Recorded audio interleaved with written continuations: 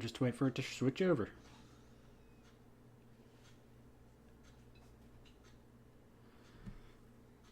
You're watching, right? Just let me know when it switches over, Steve. Yeah, I'm hoping it does soon. Not that watching Drex and his bird play Ocarina of Time is bad or anything. It's just... We got work to do. Seems to be switching over now. There, I see us. Okay. 3, 2, 1, let's jam.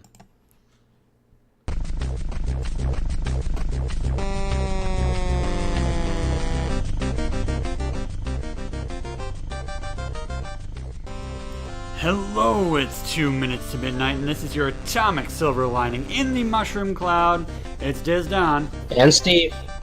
And we have a special guest this week. And would you like to introduce yourself, dear? Just call me MsDonn. Yes, my wife is here. Yes.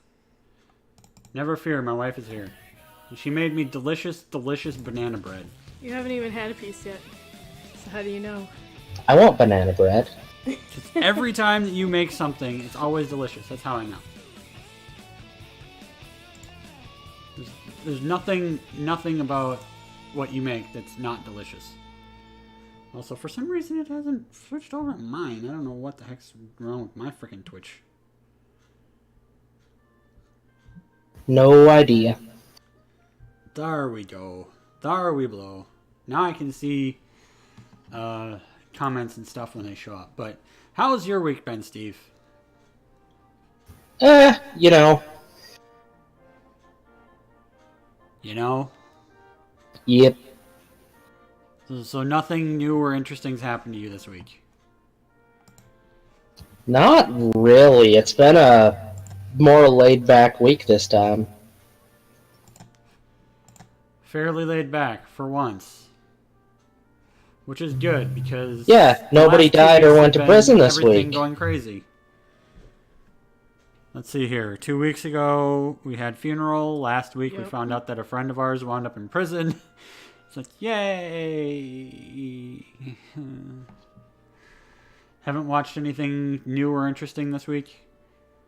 Actually, yes, you have, Steve. What have you... We're going to have to talk about that in entertainment news. You binged BoJack Horseman, didn't you? Yeah. You binged it all of the BoJacks. Yeah, in like a single day, yeah. Anything else that you've done this week outside of watch me stream? Caught up on The Flash and caught up on My Hero Academia and Venture Bros. We will have something to say about My Hero Academia a little bit later as well, for different reasons. My week has been work, lots of work, new jobs going well. Now done with training, so I have full 8-hour days. I went out and about today to the mall for a little bit and was playing some Pokemon Go, doing some mall walking, caught a Mewtwo. It was actually pretty cool. Because I sat down, I was the first person to sit down and join that raid because I was like hovering around the area when it showed up. And so I sit down and it's like, there's a timer going on for waiting for people to show up. And then suddenly 2 people show up, 5 people show up, 10 people show up. It's like, yes, we have enough people to do this. Apparently, I found out later that I have basically one of the best Mewtwo's that there is. Because they added Ice Beam as his charge move. And makes him the strongest Ice-type Pokemon move user out there. Yet they still haven't added PvP. Yeah, it's pretty freaking crazy. Anything you would like to say, wife? How's your week been? Or to give yourself a little bit of background on how you know me and Steve and stuff. You're putting me on the spot here. Well, I know all 5 people who are listening might want to know. Well, I know you because I'm married to you, and I know Steve because Steve is your friend. And I work with young kids at an after-school program. And my week was pretty good with them, considering that they're crazy sometimes. And we even did like a fun little science experiment on Wednesday that was recorded for our Facebook website. And so hopefully later this week, I can have Disdonn here watch my kids make like homemade lava lamps where you put like Alka-Seltzer in food coloring and oil, and then they can flip them upside down like an oil timer, and it has little bubbles. I want to make one. It was greasy and messy. Okay, maybe not. And then before that, we filled balloons with shaving cream, and they were supposed to make like stress balls, and shaving cream was everywhere. And by the end of the day, we had like 3 kids say, "My balloon pops, so there's like a dollop of shaving cream where I'm sitting."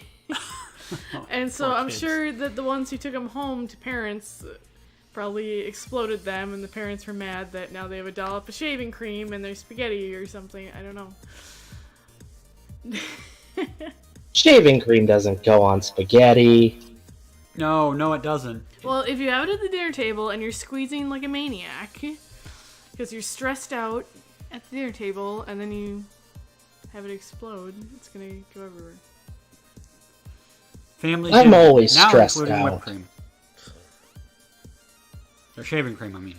So I should bring one of those to Christmas dinner? Not ours. But yours, maybe. Yeah, blow up and go all over my dad. He'd like it better if it also had duct tape in it, but, you know.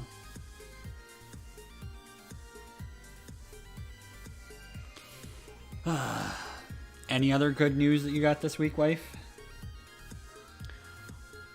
You want me to share that? I don't know. It's exciting stuff. You're moving up in the world. Well, in at least a week or two's time, I'm supposed to start my first like full-time teaching job, and it's going to be a short-term thing, but I'll be getting paid regularly for it.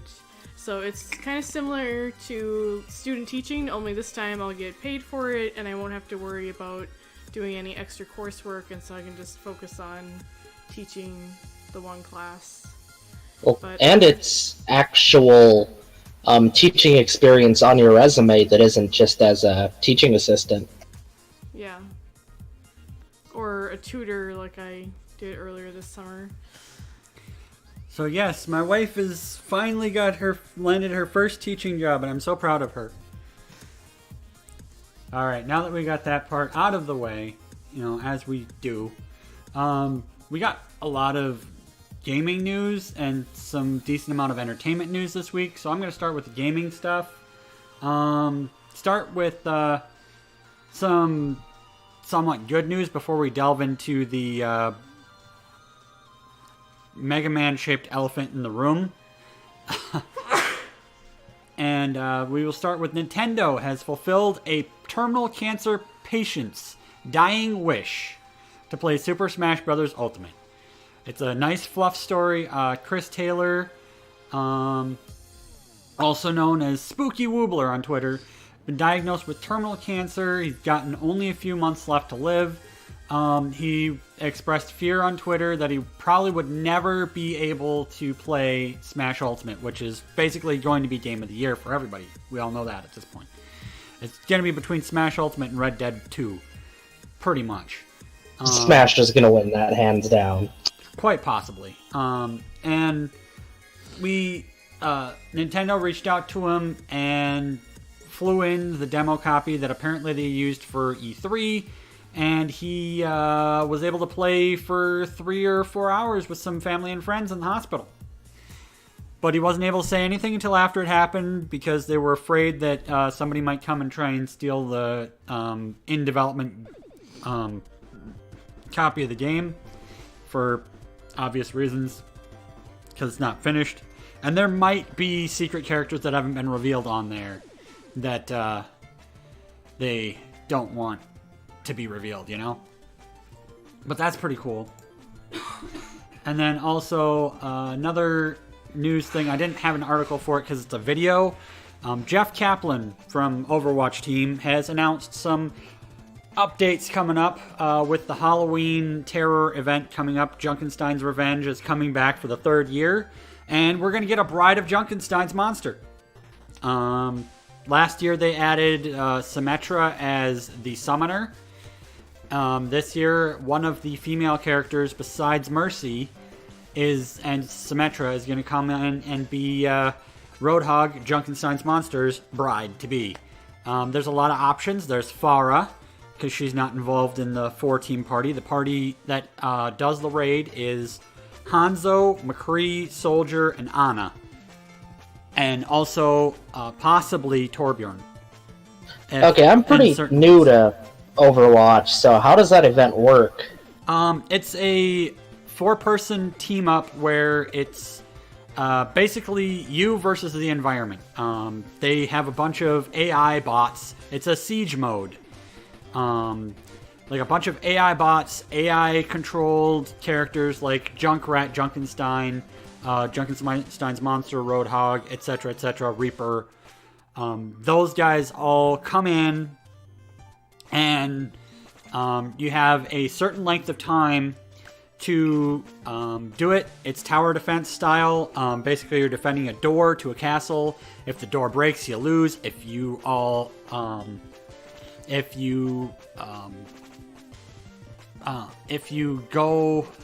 I think the only way that you really can lose is if the door breaks or everybody disconnects. There's also a bonus mode that they added last year where it's I'm trying to think. After you beat the main campaign, it's endless mode, so it just keeps piling on the craziness.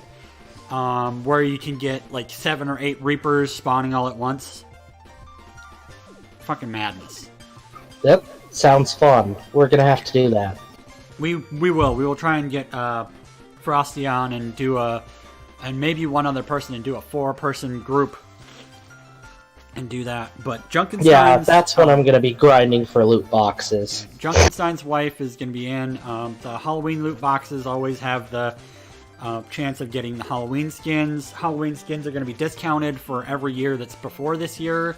So legendaries are going to be like 1,000 or less. Non-legendaries are going to be less than that. And then, like, I really want to get the Thriller Soldier skin for PC.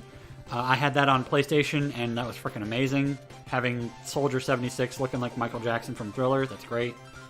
I'm gonna have to get me Junkenstein's monster skin for Roadhog. You've seen it? I was looking through all the skins. Yeah, that skin is pretty epic. And the other thing that he said was that they're doing an update to Torbjorn. Poor Torb, he's gonna lose his ability to upgrade his turrets. My turrets! They're gonna start at level 2 and never be able to go higher. His current ult is going to be replacing his armor thing, so he's not going to be able to buff people with armor anymore. And his Molten Core ultimate will stay called Molten Core, but now he's going to throw lava at people. So, you know, some positive to it, but the last thing we're going to get to is the elephant in the room, because that's going to take a little bit to discuss those studio closures. Final Fantasy composer Nobuo Uematsu is taking a leave from music and composing and touring for the rest of the year and possibly most of next year. He is 59 years old, going to be 60, and he says, "From composing new works to holding concerts around the world, my days have been hectic yet fulfilling. The resulting fatigue, however, has finally caught up with me. I find it mentally and physically difficult to go on at my current pace." So basically it sounds like he is suffering extreme burnout, possibly a physical ailment besides some sort of just generally being so exhausted that he's catching the flu and colds all the damn time, and that will make you feel like ass. We all know that, right? Oh, yeah. But Uematsu has been with Square Enix since 1985. So, the man is done a lot. He's like one of the soundtracks of our childhood. Yep, and for those who are into Smash, he's the one who did the Smash Bros. Theme for Brawl, which means he might actually have been consulting on the current, the last 2 gens of themes, which is pretty cool. Vampire, a game that I have yet to play, but I've been keeping an eye out on it since it came out because it basically seemed like Vampire the Masquerade, the game, when Vampire the Masquerade game was crap. I mean, it came out buggy and the studio closed, so basically it's only good because of all the mods and people that have saved it after the fact. But Vampire is basically a redo of that, and they're adding 2 difficulties to it. A story mode, which is basically a mode that will remove the benefits of combat to make you focus more on the story, to where combat gives you less experience and makes you focus more on doing the more pacifist, human vampire-centric politics path. And then there's a hard mode, which is just amps up everything to 11, which is great. So, get your fangs out.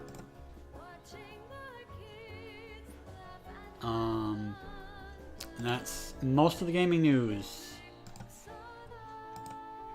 That was fast. I said most. Do you know why that was fast, Steve?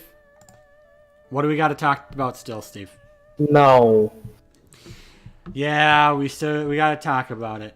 Which do you want to do first, the latest or the one that started this goddamn week? Let's start at the beginning. All right. Earlier this week, I think it was Tuesday, Capcom Vancouver and the Capcom as a whole announced that they were paring back a lot of things, and one of the things that's going is that they're getting rid of Capcom Vancouver, which is responsible for Dead Rising and all of its sequels. Dead Rising 2, 3, and 4 all featured music by Cell Dweller, Clayton, great musician, industrial guy, basically Trent Reznor on EDM steroids. So it's a really big hit for a lot of people that this is going down. They worked on some other games, of course, but the biggest loss is going to be the Dead Rising series. They were working on a sequel, but it sounds like that is no longer going to happen. Capcom, they also worked on Puzzle Fighter. Capcom's been trying to pare back because of lackluster success of stuff lately, since they haven't done a decent, outside of Mega Man 9 and 10, they haven't really done very many decent games in the last 5 to 10 years. Outside of the monster hit, pun intended, Monster Hunter World, which seems to be now where they're going to be putting more of their effort into, is stuff like Monster Hunter World, and if it's successful, Mega Man after Mega Man 11. Yeah, they need to put their effort into Monster Hunter World after the launch that it had. Oh, yeah. That is some pretty crazy shit that happened with that. But Capcom seems to have lost their damn minds in the past decade. Not nearly as much of their damn minds as Konami, which turned everything into pachinko machines and didn't give 2 fucks about games anymore. But Capcom Vancouver was founded in 2005. Main output being Dead Rising. And they had, how many? 158 people employed.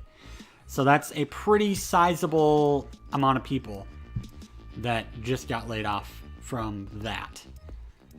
And then later on this week, Telltale on Thursday or Friday announced that they were paring back down to a team of 25 to fulfill their obligations to Netflix for the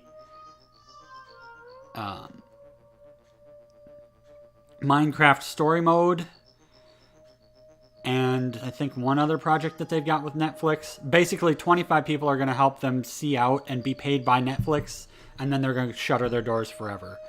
They released 2 parts of the 5-part finale to the Walking Dead Telltale game series.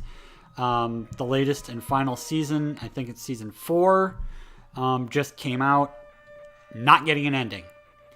What? Wolf Among Us, not getting a sequel. They shit-canned the sequel. It was almost done. Not getting any more Game of Thrones. Not getting any more Batman. And Stranger Things project is gone. They were actually going to make a game based on Stranger Things that is now gone. Oh, that would have been so epic. The Batman Telltale series, seasons 1 and 2, were met with great critical acclaim, great fan acclaim. They did pretty damn awesome monetarily, but as of last year, there were signs that the management were fucking up the money, basically shoveling all the shit up and spending too much on licensing fees for their games to get stuff like Wolf Among Us, Batman, Walking Dead, etc., etc. Basically, they didn't have any of their own IPs except like Sam and Max, which they haven't done anything in forever. So they kind of fucked themselves, but it still sucks because that's another like 100 and some people that got shit canned. 250 employees were shit canned on Friday. So that's pretty harsh. And they debuted the Telltale Games style of game. The same style of game that we get from like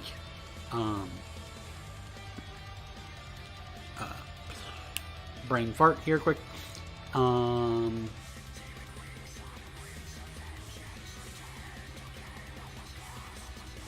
Life is Strange.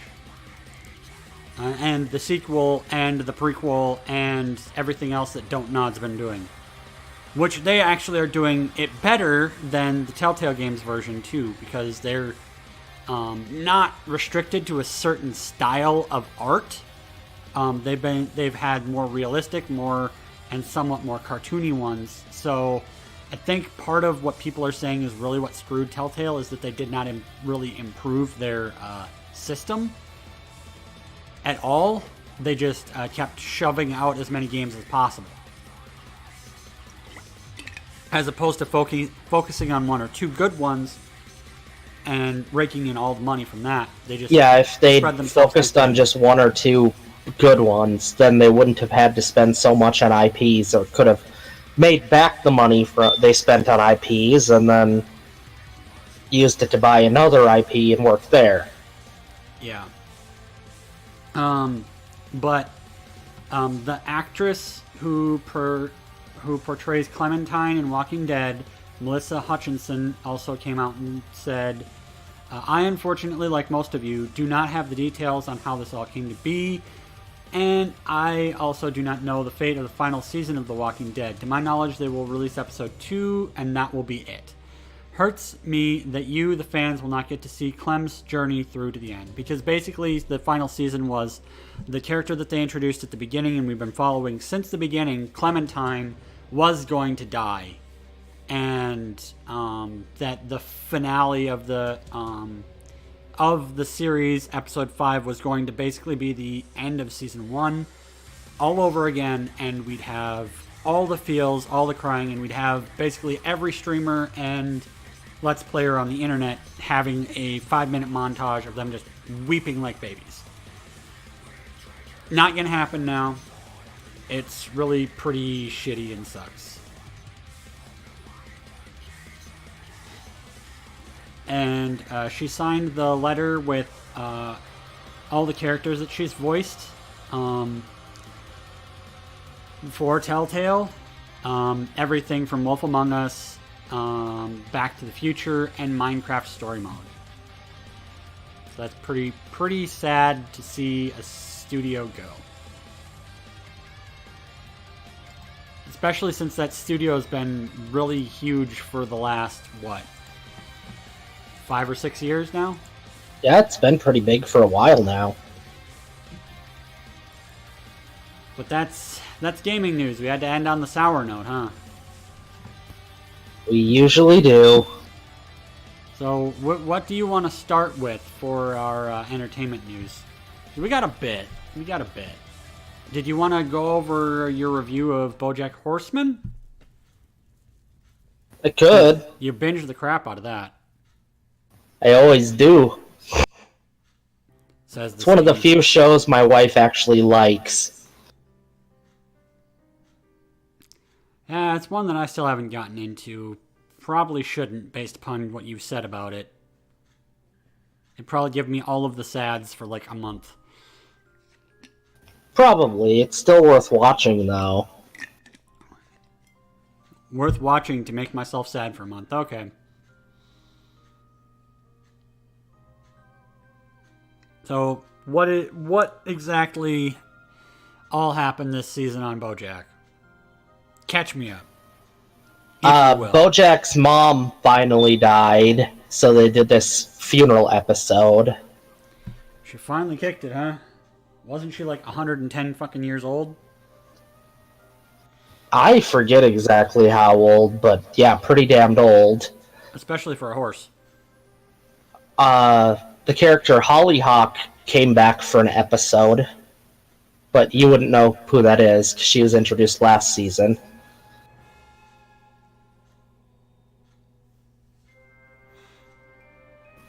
Todd ends up being or not quite the CEO, but one of the high management people at this company's website that's producing their own show that BoJack is starring in.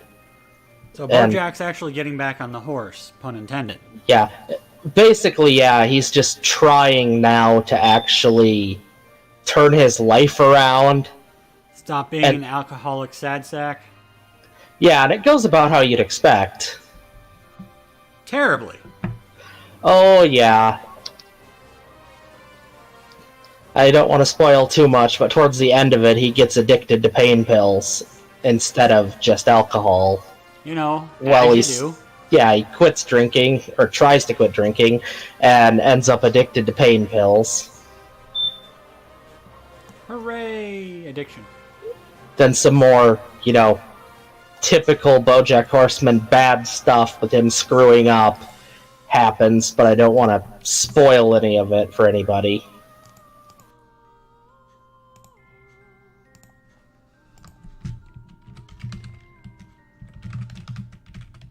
They did a lot of different stuff this season, like really took some risks with random animation stuff and some weird episodes, and I think it paid off.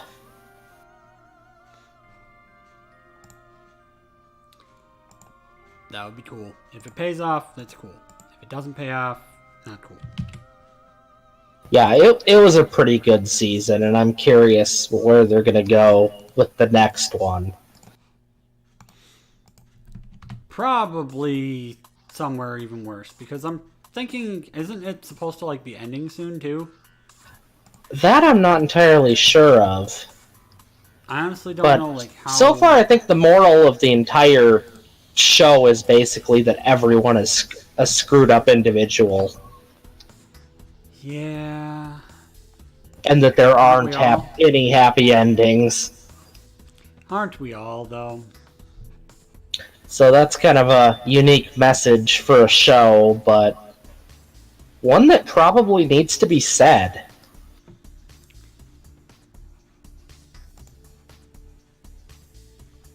So, out of 5 stars, what would you give the latest season of BoJack?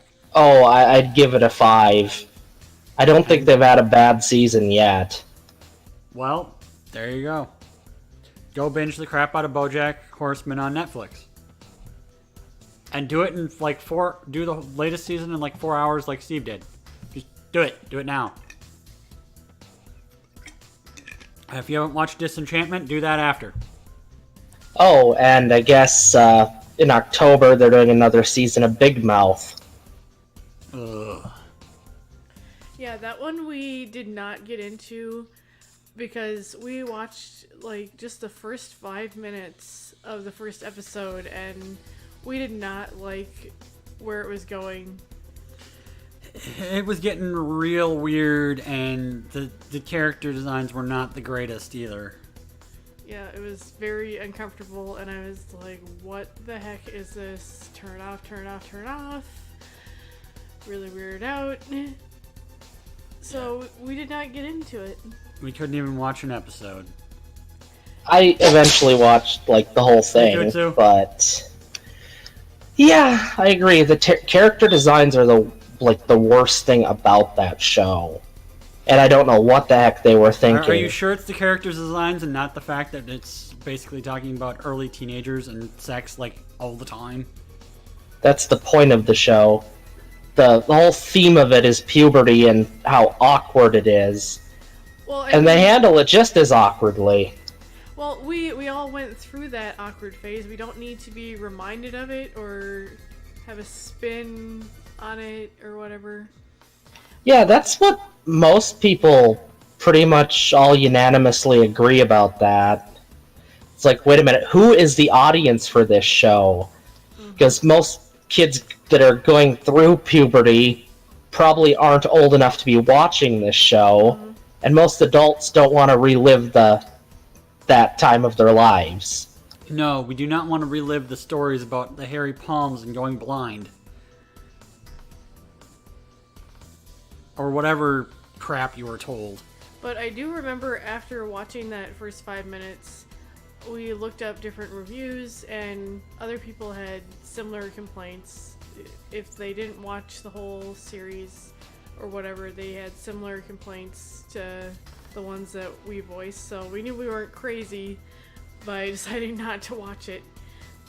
Yeah, some of the episodes got better and it had some legitimately funny moments later on. But you kind of had to go through a lot of really gross crap to get to any of those. Like that other show that you watched, and you said there was like one really good episode, then the rest were pretty much trash. Yeah. Netflix is not doing wonders on the animation. There's a new one that came out that I wanted to watch that seemed like it was Gravity Falls-ish. I need to try and find the name of that one.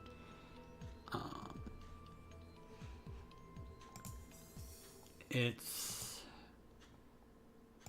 Where the hell is it? Not Dragon Prince. Dragon Prince is one that I've been meaning to watch.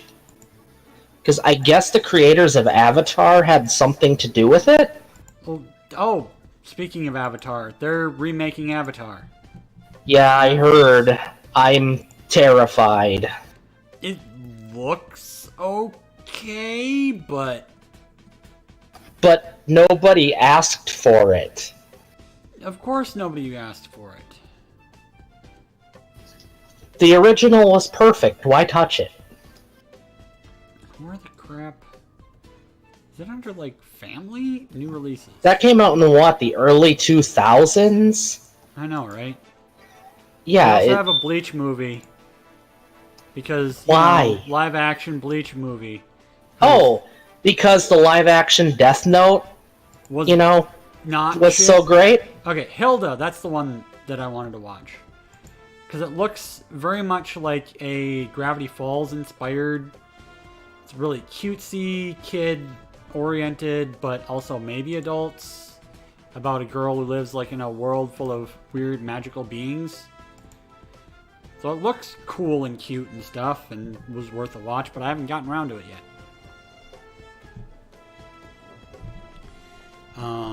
In other news... I might have to give that a look. In other news, the Bob Iger, who is kind of, sort of, semi in charge of Star Wars. It's a boot, it's a reboot, fuck it. To quote Cap from Nerdy Show. And State of the Empire. Bob Iger just speaks his mind. He's affiliated with the Lucasfilm Disney, and he's basically said that after Solo, which, we thought it was pretty good, right? Yeah. Like, it was enjoyable. It was good for what it was. After it did underperform at the box office, which mostly was probably just Star Wars fatigue, because Last Jedi came out in December, and then they had that out in May. I think a lot of it was people, in protest of The Last Jedi, which that they decided not to go see Solo because they didn't like Last Jedi. Which is, I guess, their opinion, but I liked Last Jedi, and we've been making thousands of views on YouTube making crack vids about Last Jedi and Reylo shipping, so fuck them. Well, yeah. Whether you agree or not, it was kind of a divisive movie with, half the fan base really liking it and the other half just boycotting the company because they hated it so much. Interesting interesting bit of history. It's the same reaction that Empire got when it came out. What? Yep. Very controversial, divides fan base at the time, and now no one ever remembers that. No, because now everyone says that Empire is the best that's ever been. But at the time, because after A New Hope, they were expecting the heroes to win and everything to be all peachy keen. No, Luke loses a hand, Han gets frozen, shit gets real.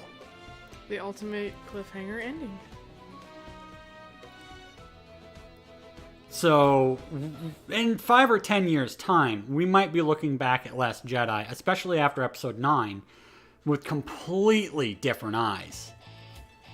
But Bob Iger is saying that after Last Jedi and Solo, Last Jedi did great, Solo underperformed. They're going to be taking and slowing down on their releases. They're going to maybe do every other year instead of every year for movies, but they're still planning on going forward with some of the projects that they've been doing, which is the Game of Thrones creators have a couple movies that they're working on, and there was other stuff coming on after J.J. Abrams' movie. Some Solo, a Star Wars story-esque stuff, like maybe a possible older Obi-Wan, or origin story of Yoda, origin story of Darth Maul or Darth Plagueis. I think that an origin story of Darth Maul would do really well. A lot of people were curious about, what the heck happened with him, but, they just didn't explain anything. Kutsu says, yeah, we'll look back on it so differently because they've got such a consistent team working on writing and directing these movies. They super know what they're doing, right? I mean, they have been shuffling around their directors, which they should not have done, to be honest. They should have tried to get JJ to do all three instead of just the first and the last. He was originally only supposed to do the first, but the guy who was working on the last one backed out. And then they had Rian Johnson go in the middle. And it's an experiment. They're working on finding their way to revitalize the series now that you can't go back to the Luke and the Leia and the Han because they're all old as balls anyway. All I want's a good Star Wars movie. I'm hoping Episode 9 is good. For what it's worth, I think the last two were good. I didn't think the last one was as bad them, as people say, but yeah, I'll agree with you. Rogue One has been the best Star Wars movie since in the new batch. Yeah, pretty much. And I say that because it felt like a fucking Star War. It felt like where it needed to go. Yeah, it was dark and gritty.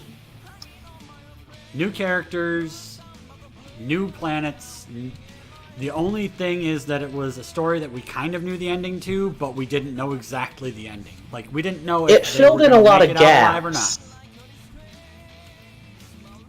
Well, Yeah, I'm it had surprised characters they that- could actually kill off. I'm surprised that one didn't divide the fan base a little more because, spoiler alert, in the end, everyone pretty much dies. I'm surprised they didn't say, oh, well, that movie kind of sucked. We watched the whole thing and then everybody dies. Well, if I want to get into the big elephant in the room with Star Wars, is it has a lot of feminist agenda mixed in with it, and that's what really divided the fan base the most. Well, I think the fact that the fan base is mostly older people right now, who, some of which are not getting with the times. And yes, I feel you, Kutsu. If JJ pulls a miracle Hail Mary and finds a way to piece together all of the craziness that got rewritten by Lucasfilm because they were afraid of the direction Rian Johnson was going with it. Yes.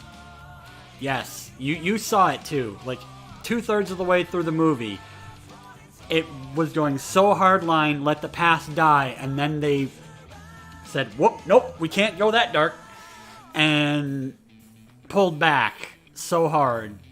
And so, the last quarter of the movie... The way the last movie ended made me think that Episode 9 is gonna be pretty good. But, yeah, with all the shuffling around with the directors, I have no idea. Exactly. But if we got Abrams back, and he can deal with... Yeah, if he can deal with all the changes from the last movie and still work his original vision for the film, then it could be something consistent. Also, Kutsu, one of these days we gotta find a time when you can not be halfway in bed and have you on, because we would like to have your input on some of these things. We appreciate you, Kutsu. Also, you could still go in the chat and whip me, Daddy. Because we all know that's what's gonna happen.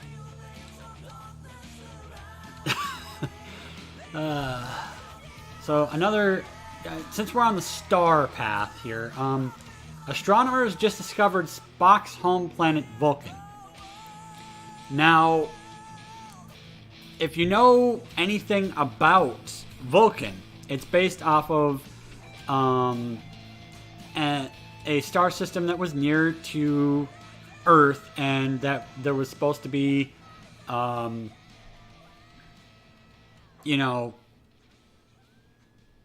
life, Vulcans living there. It was supposed to be within the habitable zone of a nearby star, blah, blah, blah, blah. But basically, orbiting 40 Andari A, the star which Gene Roddenberry kind of picked out as the, hey, this is where Vulcan is. They found a planet that basically fits the description of Vulcan. That's pretty awesome. So Roddenberry predicted the future. Within habitable zone, has water, 16 light years away. That's a pretty impressive prediction. Their work right now, it's currently being called some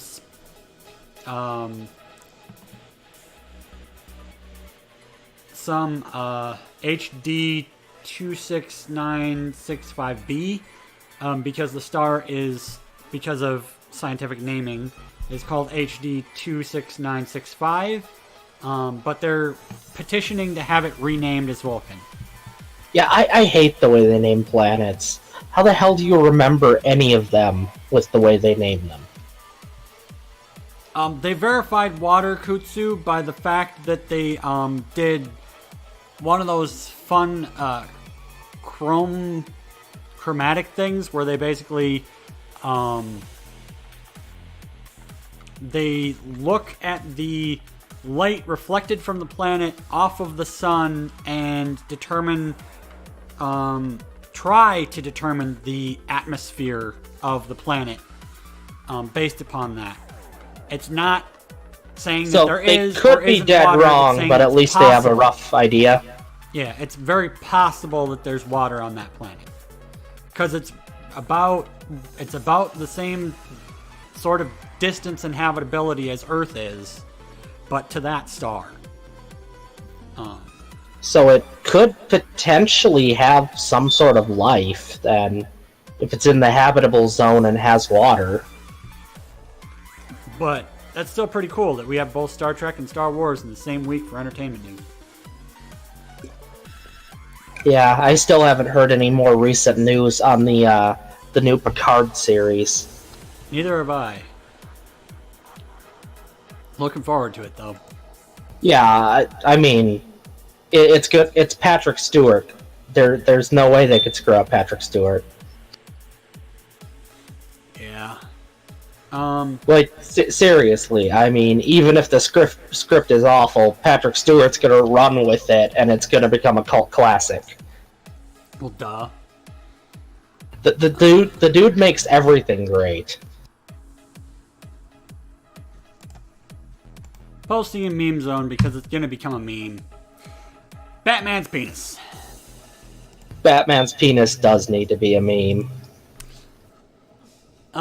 So in a panel for Batman Damned, #1, Brian Arizzello and Lee Bermagello basically reveal a silhouette of Batman's dong as he's naked in the Batcave, trying to solve Joker's murder. You know, because apparently the Joker's dead again. You know how long that's gonna last, right? How long until the internet takes the pixel measurements to figure out his exact size? And so why is he naked? Because apparently his bat suit was clinging to him so much. I don't even know. Yeah, there's not a lot of context. It's not the first time there's been potential bat dick, because in New 52 #1, he was fucking Catwoman on a rooftop in the last panel, so you caught a little bit of it. Do you have to be that crude?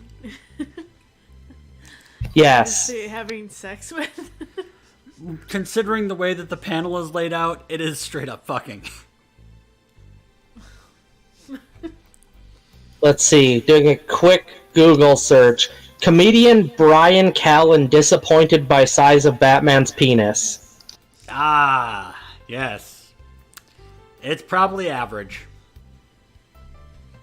Yeah, looking at it, it looks pretty average. I think everyone is kind of expecting it to be bigger than that. And don't worry, Kutsu, I'm excited about this too. I'm not sure if he was actually talking about the planet Vulcan or Batman's penis, but he said that's pretty exciting, so. It's Kutsu. It probably. So we're all a little disappointed by the size of his batarang.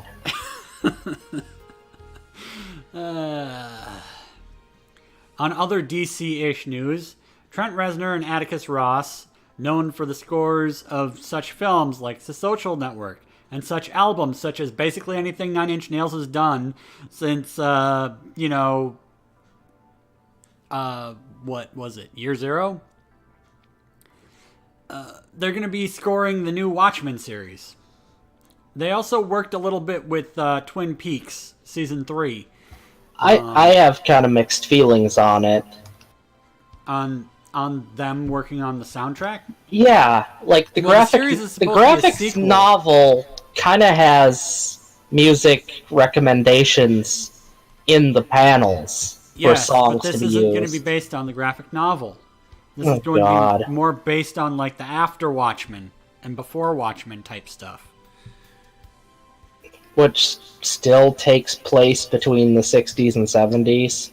Well, they're talking this is going to be taking place in the 90s or the early 2000s. In that case, it does make sense then. Have you had a chance to read any of the Doomsday Clock? Not yet. I've had to get rid of my box at Paradox because I've been broke as shit. If I got the DC Universe subscription, I could probably get a hold of the comics. Apparently, Titans is coming out like next month. A shame it's not out yet. It is. Titans debuts in like a week and a half, October 5th. Well, yeah, Titans, but the DC subscription thing, I don't think is supposed to come out until early 2019. You mean for the comics part of it? Yeah. I saw an ad on Twitter that said it's already out. Is it? I don't know. I'll have to look it up. Or you can look it up. Or we can look it up. I don't know. Tim Frosty gave you this lovely news, which is, I guess, news for entertainment.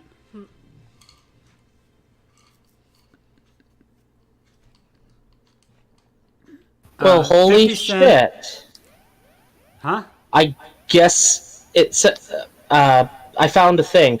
The countdown is on. DC Universe digital subscription service will launch on Batman Day, September 15th. So it's already out now. I guess, but I can't quite find it. You'll have to go to the website, probably, the official one, the DC Universe streaming or whatever.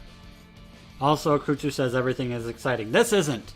50 Cent says his son, Tekashi 699's gay. Because of fashion statements that he's been making. Which... Holy balls, it is out, I think. I don't understand what the crap. I don't know why 50 Cent is even relevant, but Frosty thought this was news. Well, from what I can see, like, 50 Cent, he probably wants, like, all the attention on him all the time. And if people are mentioning, yo, your son, what's up with him? And he's just like, Arr. I guess 50 Cent called him a poof. That's all I could really see in the article.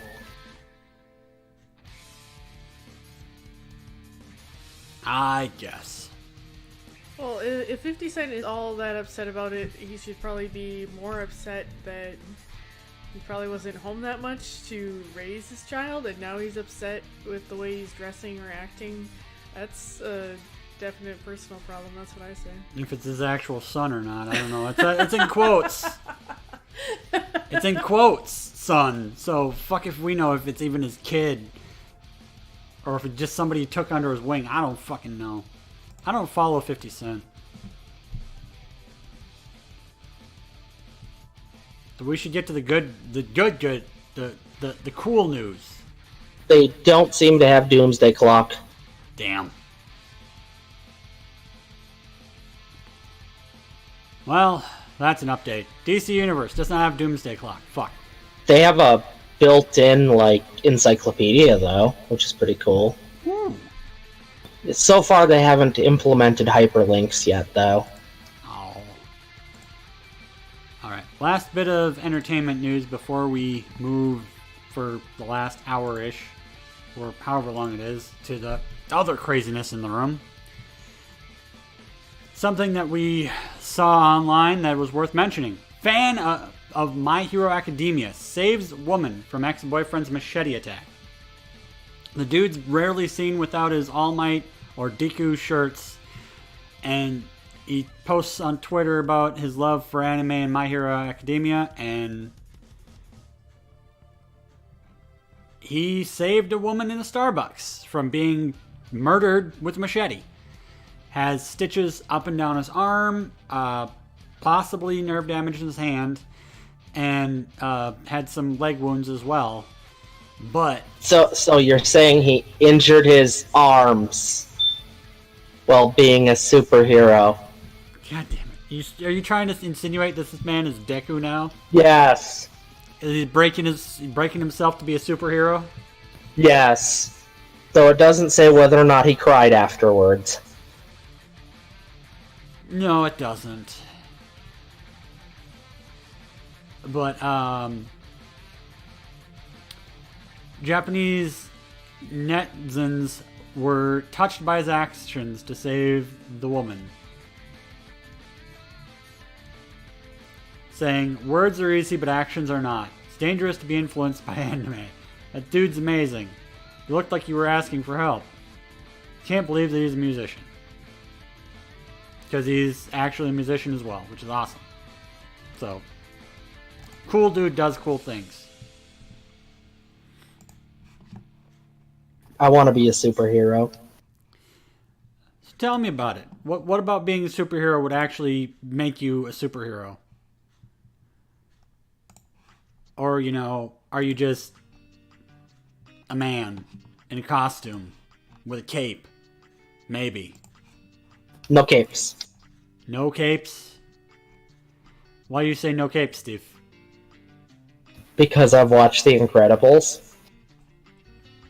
No capes.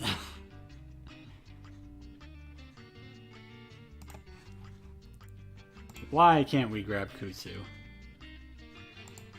He's too busy being excited. He's too busy being excited in Denmark. There's nothing rotten going on in Denmark. Rotten things are going on here.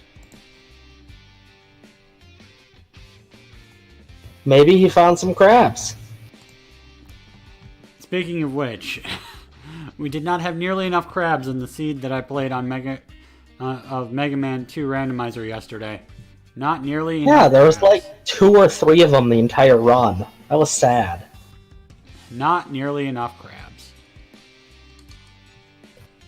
I also found that Mega Man Maker doesn't have enough crabs either.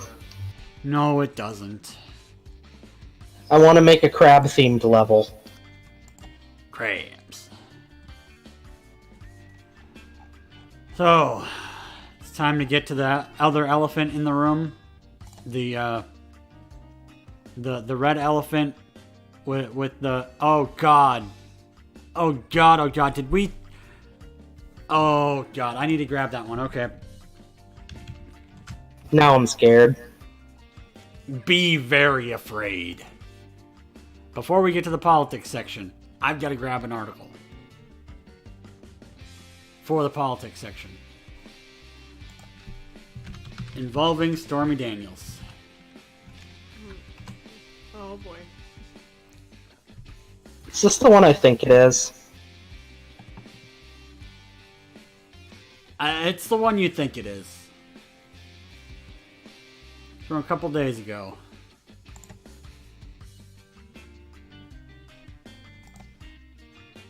The penis.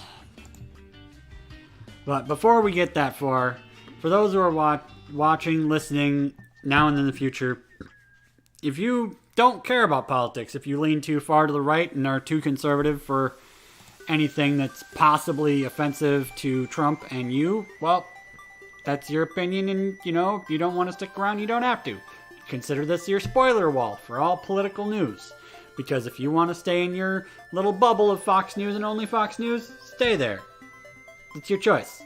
But if you want to venture into the craziness of what's actually going down and possibly what might be able to fix it, maybe, God help us, you can continue on. So for those who are leaving, thank you. Join us next week for more gaming and entertainment news. And if you're feeling froggy, we're going to start talking about political stuff. Now, will you please flipping load, damn you?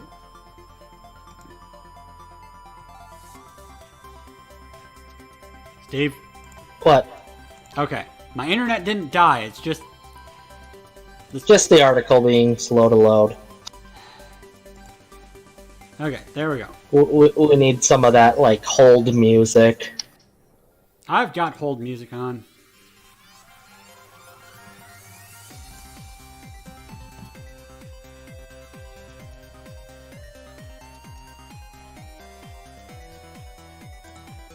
There we go. Is it acceptable to laugh at Donald Trump's mushroom? That's where we'll Okay, start. where do you stick the article? I've just stuck it somewhere. Up your butt. Way up there, Moody. Way up there, Moody. Way up your butt, Moody.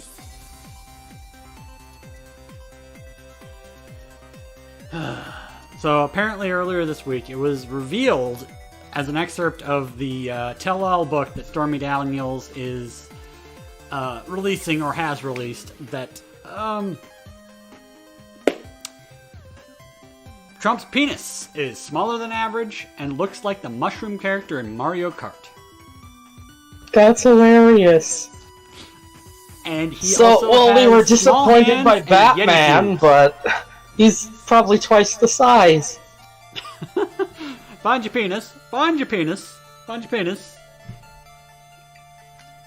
Well, actually, we should maybe back up to, like, I say anything relating to Stormy Daniels and Trump. My thought has always been, you know, take the money and run. Who in their right mind would want to admit that they had sex with him? You realize how much money she's making now with her book and all of the publicity? Probably way more money than he paid her, which is $130,000. Well, I mean, wouldn't it have been better if, you know, she calls his people and says, this is how much money they're offering me. If you don't, like, you know, meet it, then, you know, I'm gonna blab to everybody. But She was already paid hush money. well, she could have just asked for more, is what I'm saying.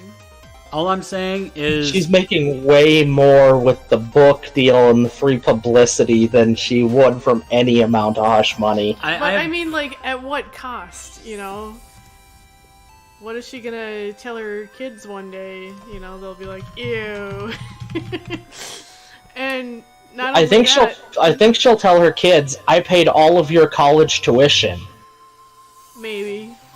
But then we get to her, you know, describing his genitals and stuff.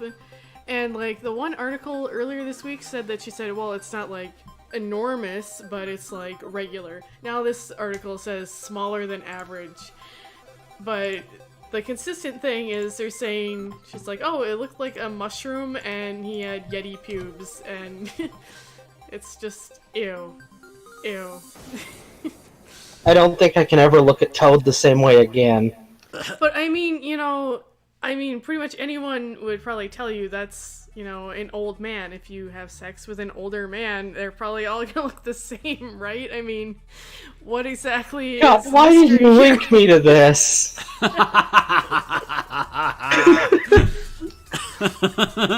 Well, it's Toad, who's got a hydro thing from Mario Sunshine on his back.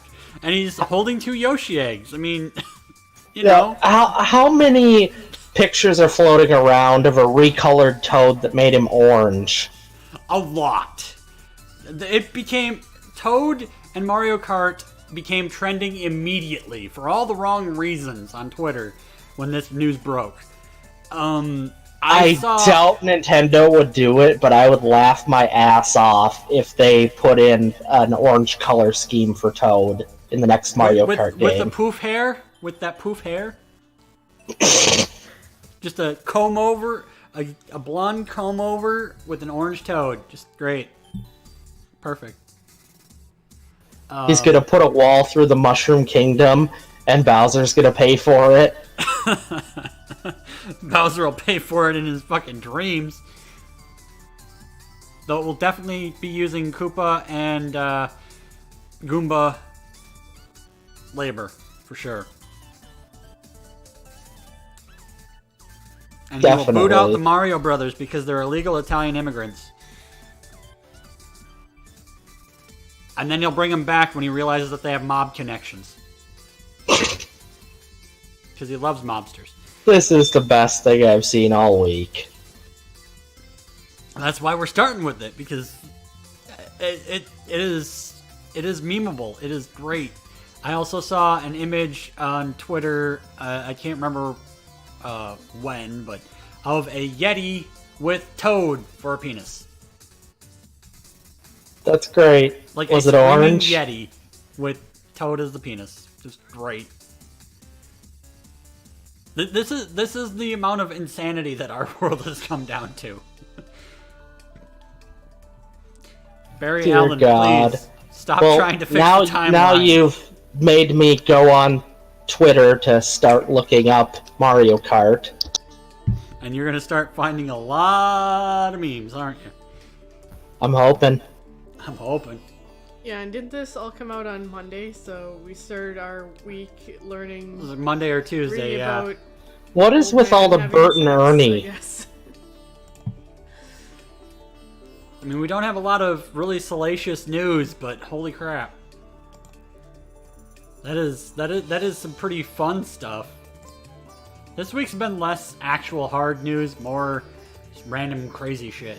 Oh god, I already found one. Link it. Link it. This is my response to your response. Your response to my response. Let's see it. We will have to post these in the show notes somewhere. When this goes live.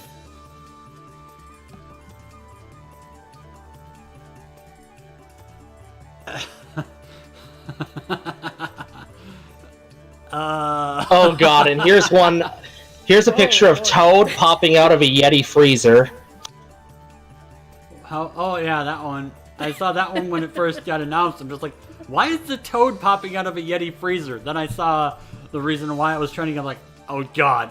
Oh good god.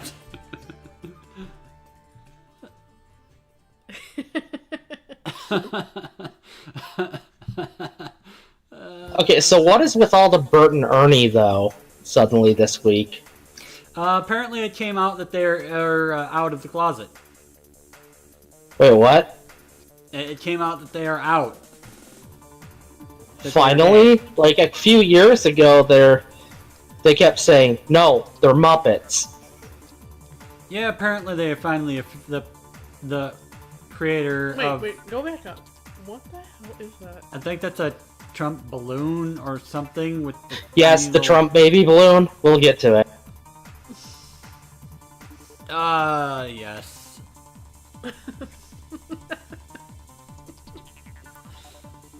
It is... Hashtag Yeti pubes.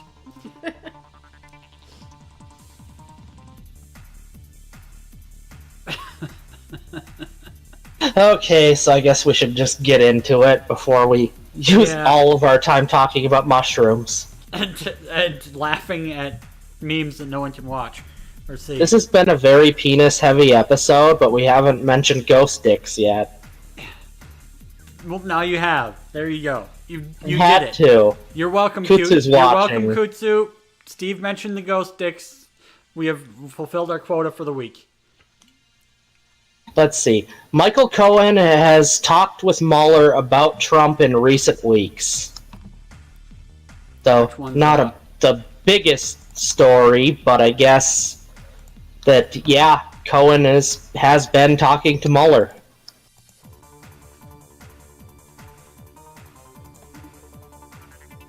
Yeah.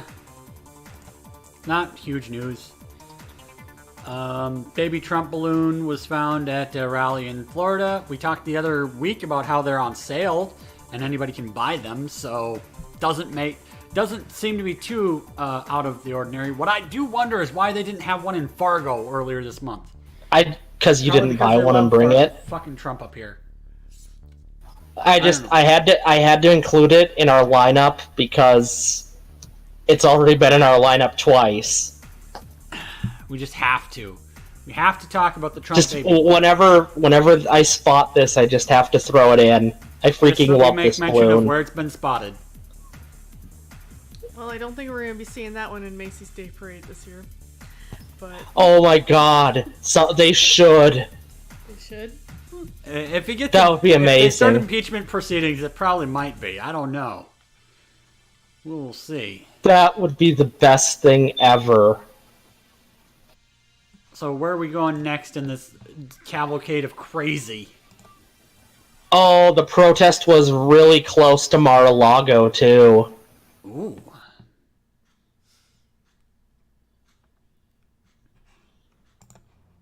That's nice. Maybe he could have seen it, just like at London. Apparently he wasn't home that week. You called it But it's home. still... You called it his home. It practically It is. You spent Yeah. more time there than the White House. The only place he probably spends more time would be Trump Tower, but yeah, he spends more time there than he does the White House. Let's see, one of my favorites. Dog the Bounty Hunter says he's joining manhunt for man who allegedly threatened Trump. Yeah, the article title basically just says everything you need to know. It's like, oh, yep, Dog the Bounty Hunter is now bounty hunting a dude who threatened Trump with, an assassination attempt. Cool. Which I'm pretty sure the guy isn't serious. He just like most people, hate the guy and really wish he wasn't in office. And Dog the Bounty Hunter took it seriously. Now he's being hunted by Dog, the big bad dog. It'd be great if his show was still airing and that was on an episode. Maybe. Alright. What is the next thing you want to talk about politically, Steve? Since this is Wells Fargo to reduce workforce by up to 10%. That's not necessarily political, but it's definitely news. It's hard news, real news. Well, you know the reason why, Steve. I know. Newsworthy enough for the BBC to post an article about it. Beep. Yeah, who's beeping? Is it us or is it Steve? It's probably a fire alarm in Steve's house saying, "Hey, put a new battery in me." I think it is. Alright, I hope it's you because... It's on my end and it's really annoying. Wow. It's getting worse, Steve. I'm gonna have to go deal with it. Just a second. Perhaps his wife has decided to burn the toast. If she's home. He will come back and say that Raven started learning how to cook. Smells I'm Magoo. back. Smells Magoo. That's what we do. So so what would be the reason for Wells Fargo laying off all these people? It couldn't possibly happen to be all this illegal shit that they've been doing lately with making duplicate accounts to charge people double for fees and shit.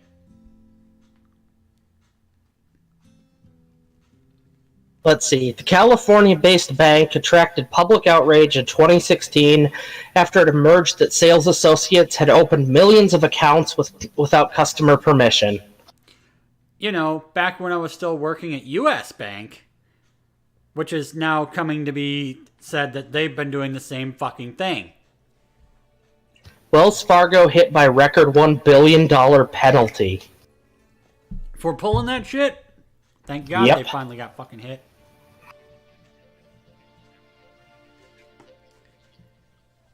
Bad news for the people who work there, though. Well, maybe they'll fucking learn to behave themselves and stop being assholes. Well, I don't feel bad for the management who made these decisions, but I do kind of feel bad for the poor, clerks. People that had to do them or get fired. That's the thing that sucks, is like you basically get told to do illegal shit by your boss or get fired, and then when it gets discovered and the company gets fucked over, you still get fired. So it's lose-lose. Yay, capitalism? Yay, capitalism, I guess. Let's see. Anti-Trump Georgetown professor goes on profane tirade against Kavanaugh and the GOP. Yeah. I don't know whether or not he's been, fired or reprimanded, but the guy did go over the top. He referred to Creepy Kavanaugh as a perjurer and a rapist on her verified Twitter account, adding that nothing has changed since Anita Hill. You know why Anita Hill's been trending, right? We've got a current justice on the bench that was accused of similar shit while they were confirming him back in the early 90s. Well, the main thing was she was accusing him of sexual harassment from a time when they worked together. And she had been reluctant to come forward, and she kind of weighed the pros and cons and eventually decided that she should come forward and say that he was a creepy dude. And they kind of dismissed her claims, saying that she I don't know, was like evil and just going after him for no apparent reason. That justice is Clarence Thomas, if I'm not mistaken. Yep. And isn't he like the only black man on the bench? Yeah, I think he has something to do with some of the civil rights cases, like Brown versus the Board of Education. I think he was the one who kind of got that going, and that's Why they decided to put him on? yeah, because he had a lot of experience with like civil rights, and I believe he had been working in a civil rights office department with Anita Hill, and that's when she said all that weird, creepy stuff went down, and that he showed her like pornographic images and talked about his genitals and stuff. Talking about his mushroom. Yeah. Badger, badger, badger, badger, badger, badger, badger, badger, mushroom, mushroom. And so this week, when Kavanaugh's accuser is going to tell us what's what, it'll be interesting to see what she has to say about the guy. And she'll have to answer some questions during a hearing, similar to Anita Hill. Yeah, and if she didn't decide to testify, the vote would be tomorrow. But instead it's being delayed. Good. Very good. The man should not be in until after the midterms, at the minimum. He shouldn't be in at all, but at the minimum. And they say that it's relevant because it speaks to, his character and what he thinks of women's bodies and their choices. And that ties into any decision for abortion.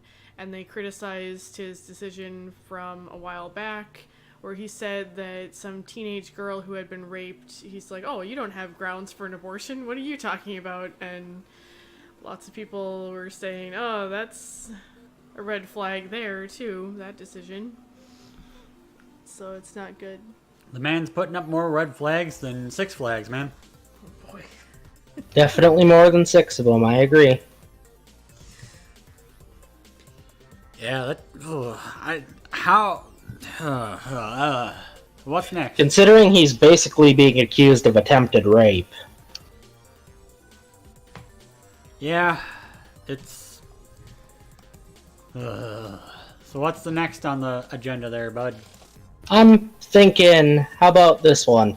New York Times sues FCC, says it hid evidence of Russia meddling in net neutrality repeal. Oh boy.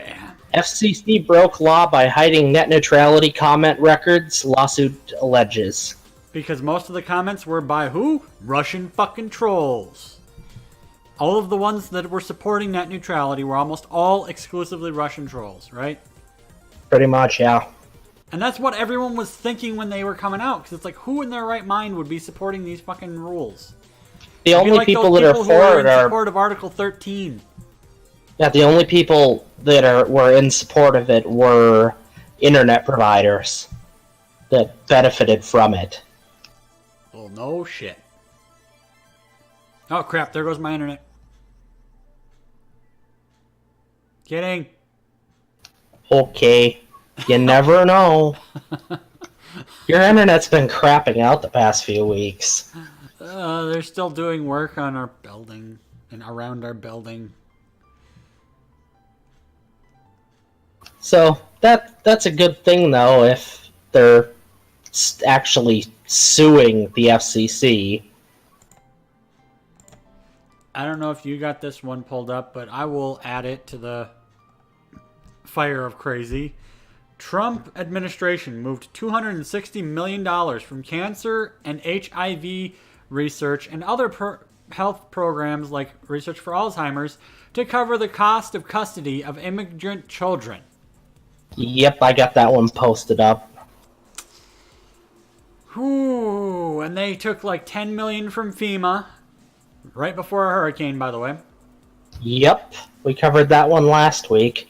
And this is just an addendum, as they've been basically slowly revealing where all this billions of dollars that they've gotten to help fund this children camp has been coming from. If you remember, even after all that FEMA money, ICE was still complaining they were, like $1 or $2 billion short? I know, right? It's like, So we don't this have was enough the money, next so we're big gonna pull cut. from everywhere. You want to know what? If they'd have pulled it out of the fucking tax breaks that Trump put for all of his rich buddies, maybe they would have been able to pay for it. Or maybe they would have been able to pay for, getting rid of all student debt and keeping that crisis from fucking happening. At the very least, they didn't try to tack on another tax cut with this budget. No, but Trump's complaining about the budget. Yeah, for that reason. And it doesn't include his wall, even though it does include a bit of additional money for border security. But not enough for his stupid wall. Oh, yeah. And it hasn't gone to his desk yet, so there's still a chance that he can veto the bill.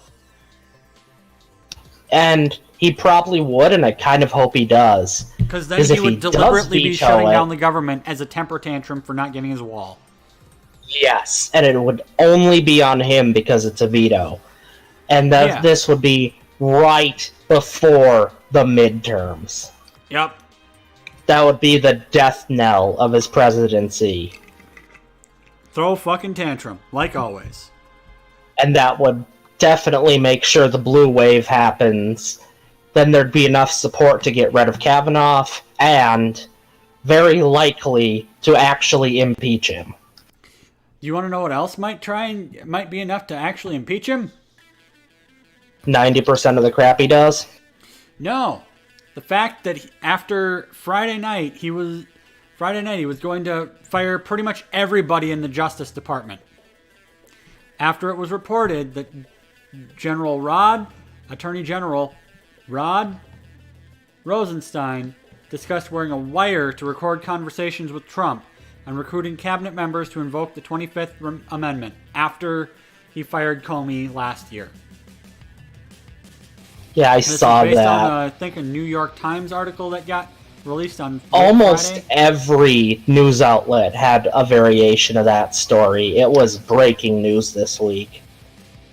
But because of that, Trump is basically having to be pulled back from the brink of firing pretty much the entire Justice Department until after the Kavanaugh hearings. Because if the Justice Department gets shit canned, then they can't nominate Kavanaugh.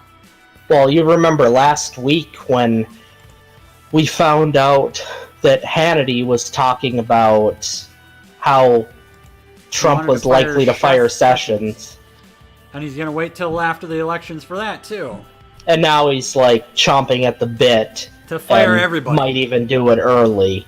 He wants to fire everybody. Which would be the worst decision he could make, and I hope he makes it.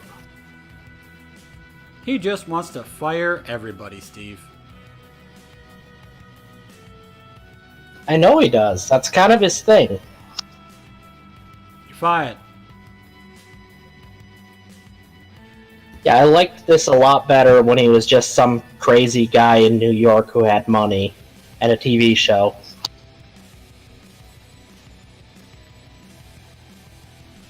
And associated with that, he was trying to declassify the Russian investigation documents earlier this week, but that got doubled down on because the Justice Department basically said, fuck you, fuck your couch, fuck your mom, and fuck your pets. Because they said, no, we're gonna continue to redact stuff from this because, no, you don't need to know all of it.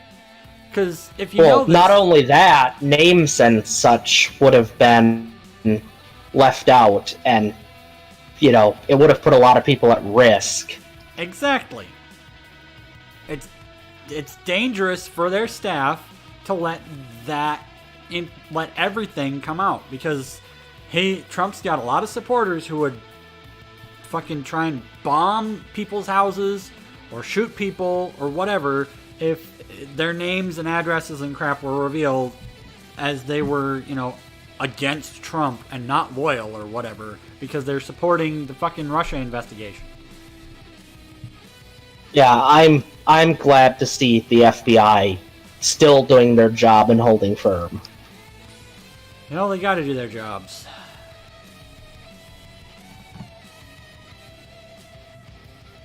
These are scary times. You want to know what else is scary? Spain's saying that Trump told them to build a wall in the Sahara. Yes, that story. To deal with their migrant crisis from Africa. 3,000-mile long wall through the Sahara Desert. You know, a desert made of sand that would blow up against the frickin' wall and make a ramp. That's also easy to dig through. The sand is somewhat easy to dig through, yeah. You could easily dig under it because it's sand. Sand is more, able to collapse. But yeah, it's a terrible idea. It's a horrendously bad idea. But the guy really likes his walls. That's his answer to everything. If he frickin' played Overwatch, he'd main May because it's all build a wall. We're gonna make Overwatch great again. We're gonna build a wall, and it's gonna be made of ice. It's gonna be an ice wall. In the Sahara. Through the Sahara. 3,000-mile ice wall in the Sahara. It'll totally I realized that ice is cheaper to make a wall out of. So we're gonna build an ice wall in the Sahara. He'd do it too. Oh.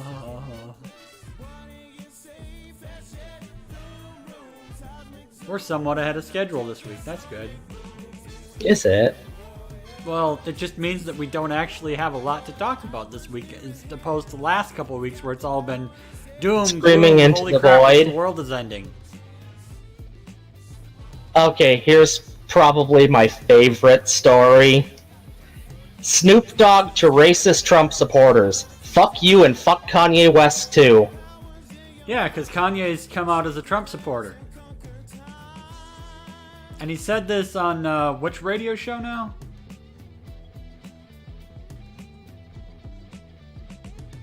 I'm looking Hip-Hop here. Nation, I think? Yeah, I think that was the one. But I love this. After DJ Sus told the rapper that a lot of his fans get upset if the president is criticized on his show, Snoop Dogg responded, "Well, you need to know that a lot of your fans is racist." Well, yeah.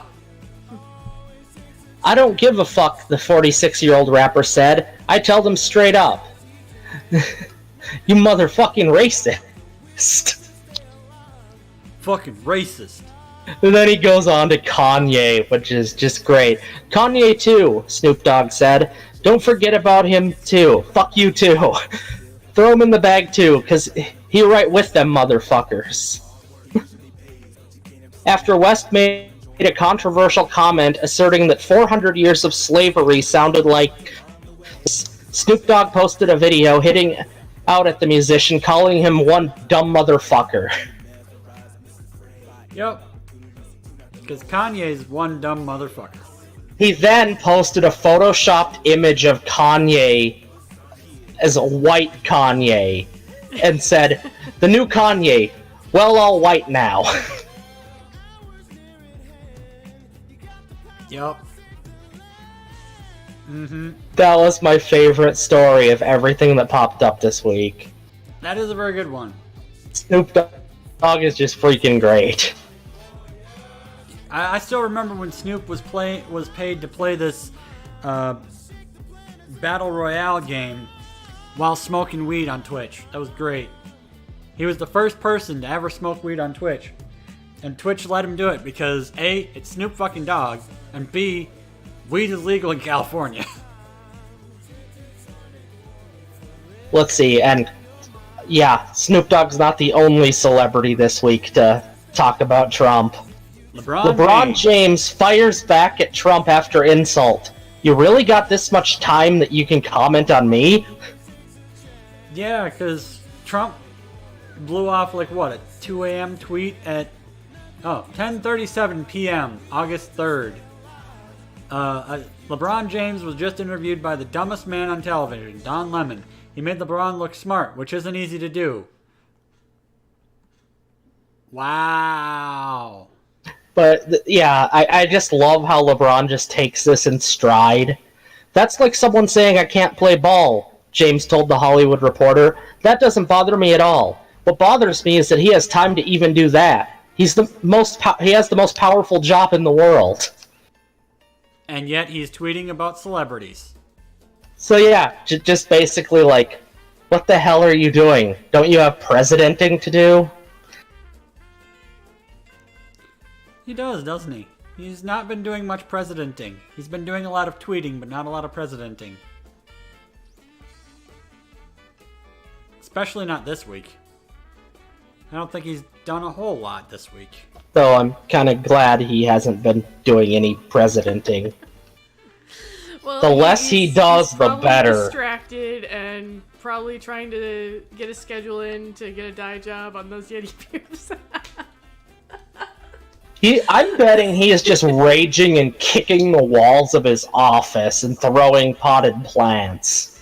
And while he's throwing the potted plants, his crotch is going... He's just like trying to hide from Mueller. Just running around the White House, hiding in closets. And then getting mad and just running out of the closet, just screaming because they're talking about his pubes.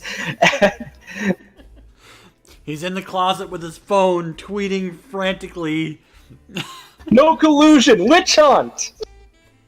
The fact that my penis is not a mushroom! My penis is bigger than a mushroom. It's like a beer can. I have a big penis. The biggest penis. My penis is like a wall. His obsession with walls knows no bounds. Even the fleshy bits are made of walls. That reminds me of Have we considered that maybe Trump is a mushroom man?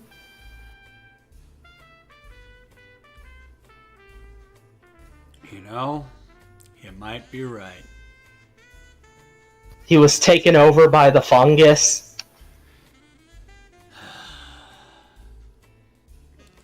This is not The Last of Us, Steve. It just might be. It just might be.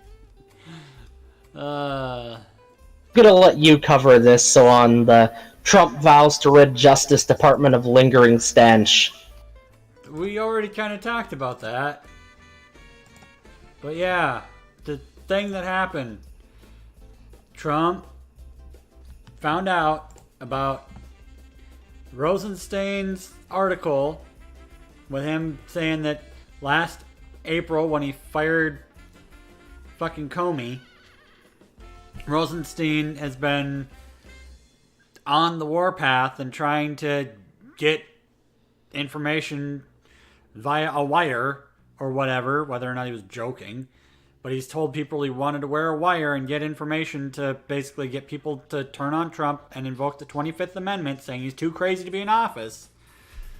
And so Trump's saying that he's going to eradicate the lingering stench at the Justice Department. He did not name Rosenstein or any official, but he's basically been saying that he's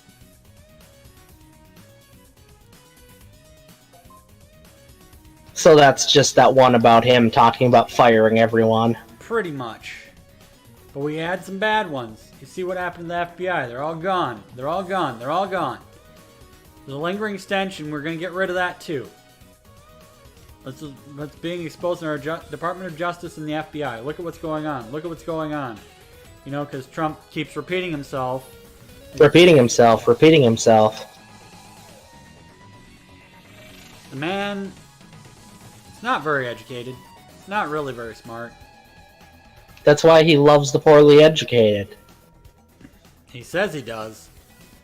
But he only loves them because they vote for him.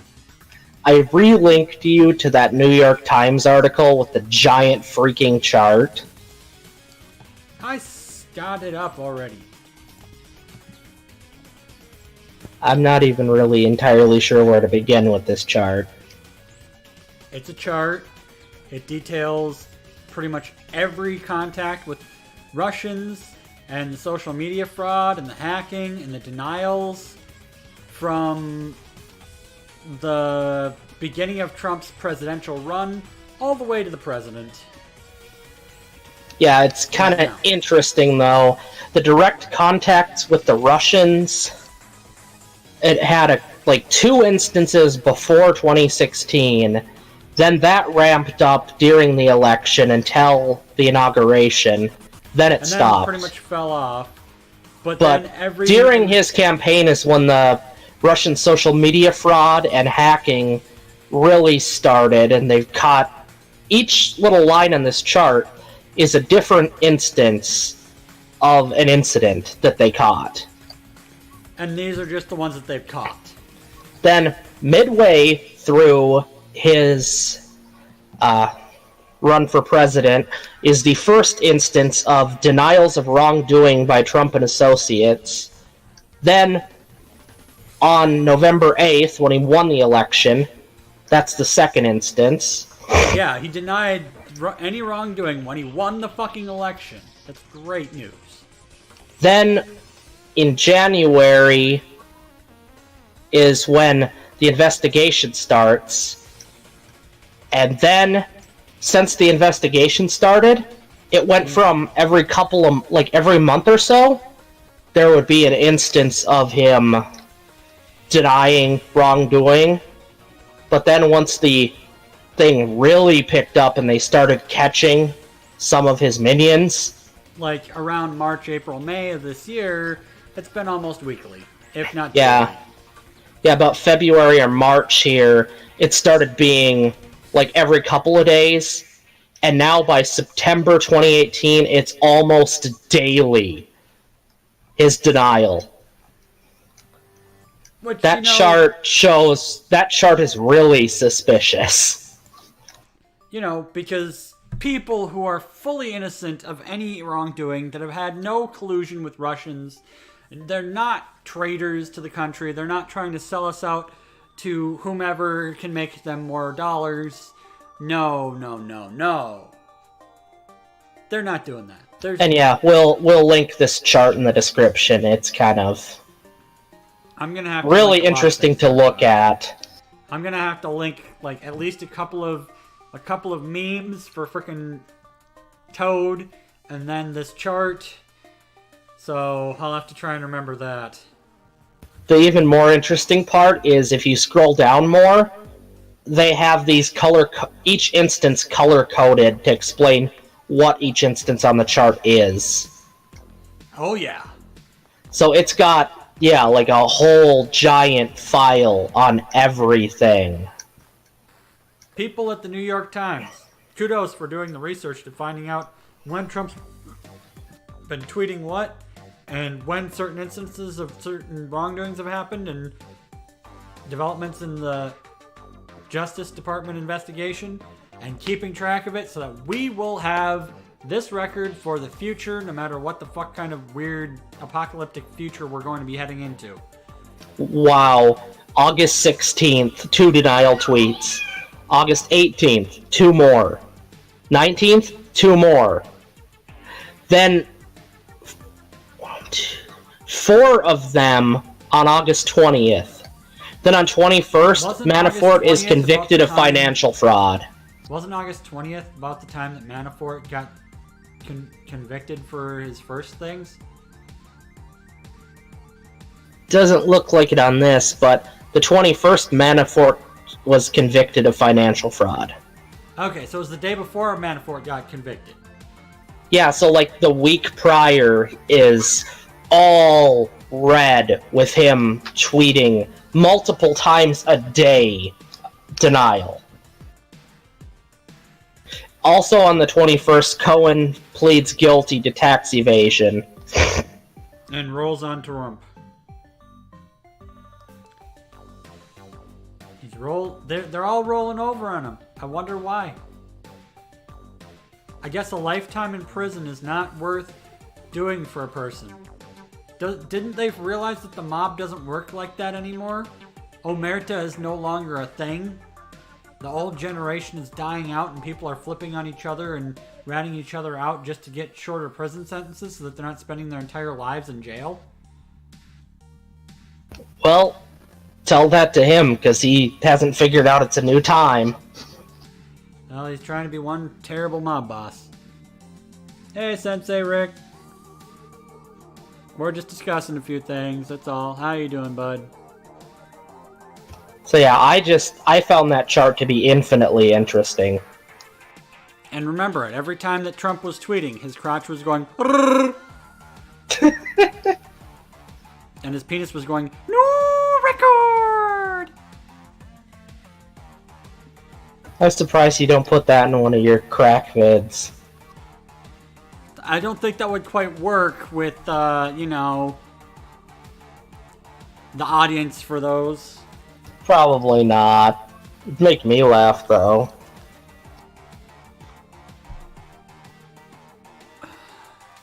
And now how do we fill the rest of our time?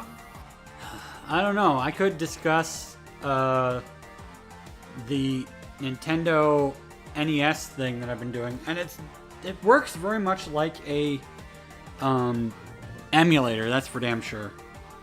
I guess I'm gonna look up Space Force. I just come out of nowhere, and I'm very interested already. Oh fuck yeah, Space Force, and we still have the Deadpool, which I guess Deadpool this week. I vote everybody in the Justice Department. I'm gonna go with Sessions. It's a 50-50 split on if we're right, huh? Nobody got fired this week. Maybe next week. God only knows. Well, you almost could count Rosenstein, but... Almost. Let's see. Trump's Space Force may come with a big price tag, and no one can agree how to structure it. When was that article from? 2-3 weeks ago? Yesterday.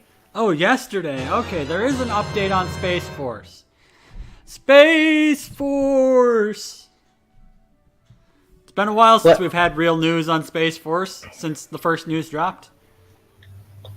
Okay, let's see. The Columbus Dispatch today says, Astronomy. Space Force would encourage weaponizing, not exploring space. You know, what we were originally saying was going to happen is that they want to weaponize space. He wants to become, the Xeon Empire from Gundam and drop a colony on Earth. Thank you for the follow. You also got the Rick and Morty one, which is great. Let's see. Trump's Space Force proposal is a bold idea, but the U.S. already dominates outer space, Air Force Secretary says. That's from CNBC 4 days ago. Yeah, we already dominate outer space. Why do we need to take it over entirely? I mean, why do we need to, get this... As I said when we first discussed Space Force, why do we need weapons in space unless we're fighting aliens? Is there something that he has not told? He needs to come out and admit that Area 51 exists solely because they found aliens in Roswell and we are fighting, like the movie Independence Day, against these motherfucking aliens. They're trying to invade our planet, and that's why he wants a Space Force, so we have a force to be reckoned with against these aliens when they come to take over our planet. That's the only reason why this would need to exist. Pretty much, yeah. And Let's that see. ain't exactly what's going to happen. Talking about the hefty price tag. Let's see. On September 4th... On Monday, multiple outlets reported that they had received an internal memo signed by U.S. Air Force Secretary Heather Wilson and dated September 14th that said creating both a Space Force and a unified Space Command would cost $3.3 billion for fiscal year 2020. I mean, yeah. Also, Sensei Rick says, because Trump wants Star Wars to become real life, but he can't make Jedi! He can't make Jedi, he can just make the Empire. Also, a 5-year budget of $12.9 billion. 12.9 billion, huh? Yeah. Plus the $3.3 billion for just setting the thing up in 2020. I mean, it's not in the trillions of dollars, but it's definitely gonna inflate the defense budget by quite a bit. Well, how much was his wall supposed to cost? About that much in one as well. Somewhere in the I thought 3 to 10 Republicans billion. hated spending money. You know, the deficit and all of that. I don't think it matters at this point, does it? Well, let's see, they also said, that's a lot of money to create a separate branch of the military that would effectively do what the Defense Department does now. Yeah. But Sensei Rick, since you're new to this, this is Atomic Silver Lining Podcast. We do this every Sunday from about 4 to 6 p.m. Central Standard Time. The rest of the week, I do streams of various games, mostly retro because I'm broke as fuck, and also old as fuck. So, and I usually heckle him and make fun of him. Yeah, that's why you're my co-host, because you like to do that. I'm going to go back to the... You can continue on that. I'm going to look at more of these Mario Kart trending tweets on fucking... Well, I already closed out of the article. That was all that was really relevant. It's going to be billions of dollars. Billions of dollars for a Space Force. Even Forbes said, I guess, like sometime last month, that it's a bad idea. Well, you know, it was a bad idea. I mean, I think Forbes would know. Now, where was I on the... hashtag Yeti pubes?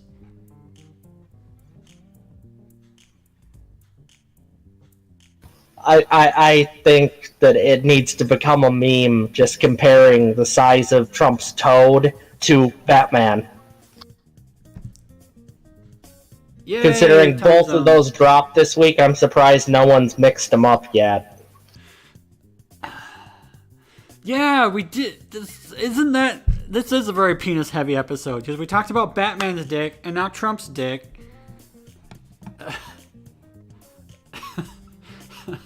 Yeah, really good God. dick-heavy episode. Oh, good God, no.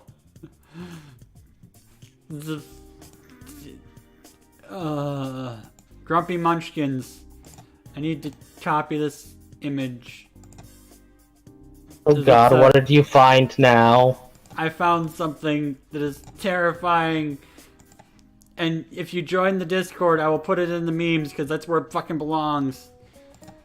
Oh my good God. Exclamation mark Discord to join.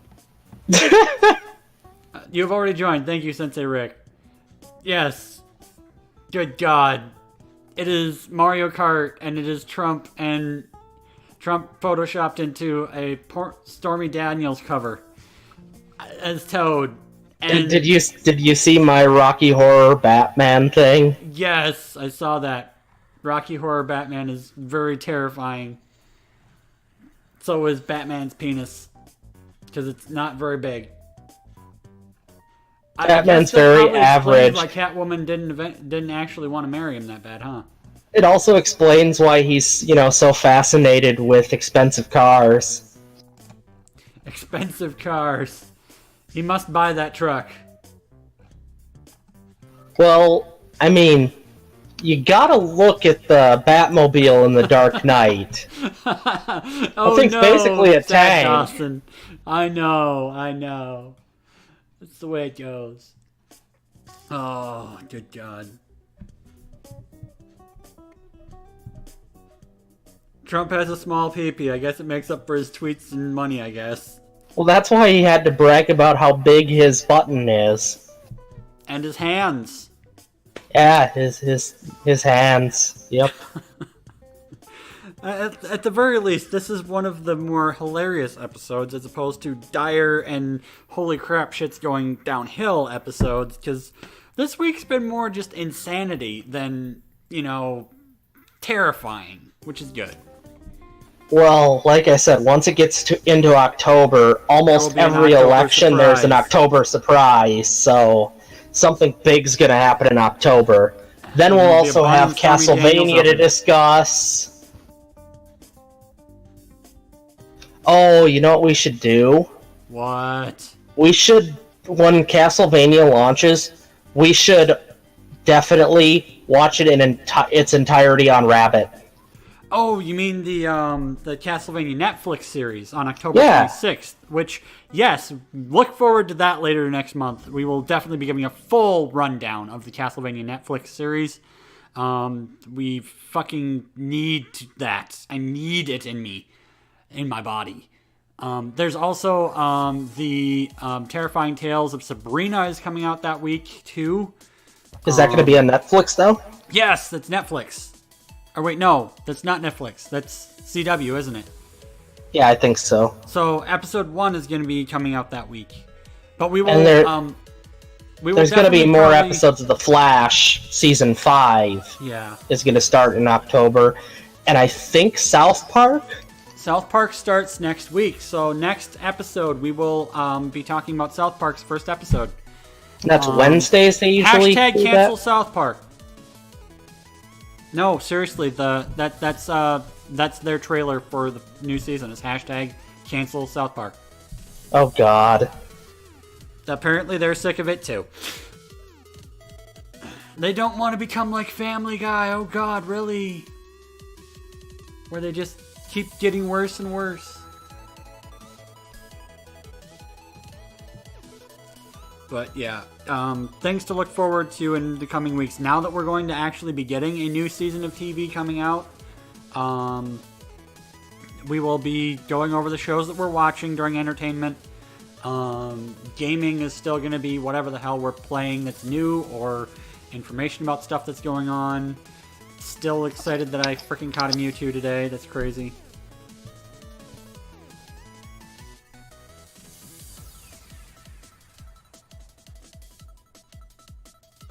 Oh, you're right. Oh, they yes. really do It have. never came, Sensei. But you know what? we're living in the weird Barry Allen Flashpoint timeline where he tried to go back and fix things and only made it worse. Probably Like I said, times. we're in the Berenstein Bears timeline. Instead of the Berenstain Bears timeline, which we're supposed to be. Or whatever. I don't fucking know anymore. Yeah, I don't either. We're in one of those two. That's how I differentiate the timelines. It is insanity on a bun, but it's okay. All we agree on is that the Flash really screwed up. Bring Barry Allen to trial. We need to. We must. But yes, that's pretty much all for this week. Unless we have anything else. I'll be back tomorrow afternoon. I have the day off, so I'll probably be doing some Mega Man Maker. Play Steve's level. A couple other things as well. The 2021 at Yellowstone Eruption. I mean, it's been supposedly supposed to happen for the last every year now, so we'll see if it's 2021 or later than that. I don't. Yeah, it's kind of overdue. It's also underdue. It's also due. It's. They can't decide. No, nobody knows. It's a thing. It's a boot. It's a reboot. Fuck it.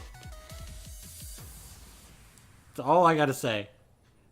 And I'm just hoping that I'm far enough east to where I'm not going to be incredibly molten lava'd.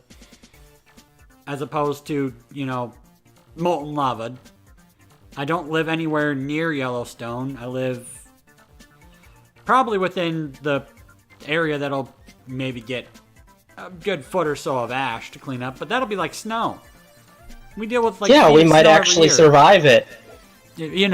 Except for the part where, everything, we have, pretty much nuclear winter and eternal night for years, but we'll find a way. We will employ the tactics they use for hydroponic weed, and we will survive. We will be the farmers we grew up as, and find some way.